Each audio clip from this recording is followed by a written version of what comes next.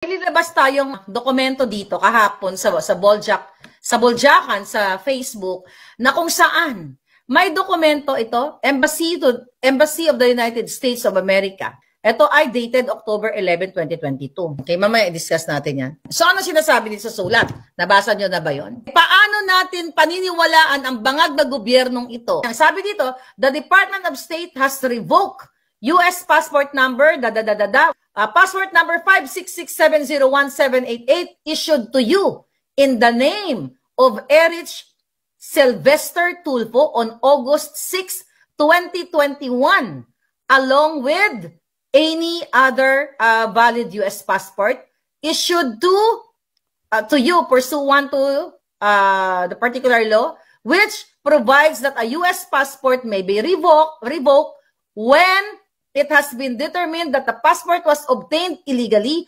fraudulently, or erroneously. The regulation cited in this letter may be found at So sinulatan sa binawi ang kanyang US passport, mga palangga, na isnisyo sa pangalan niyang Erich Sylvester Tulfo noong August 6, 2021.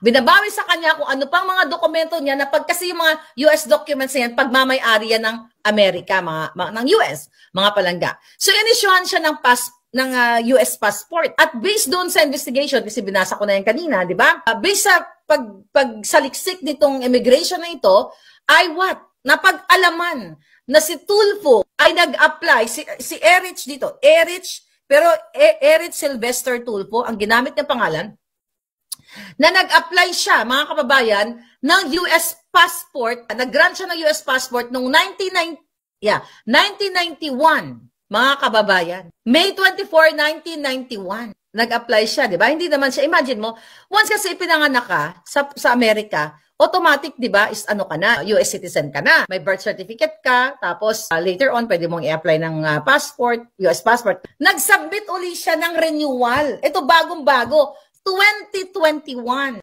Erich Sylvester Tulfo. Yan po ang gamit niyang pangalan.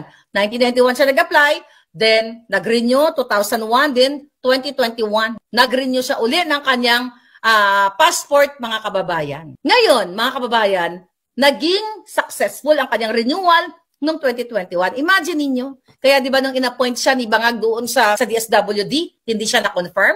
Remember that? Nag-executive session sila kasi Amerikano siya. Di ba pinag-usapan na natin yan? Amerikano siya sa pangalang Sylvester.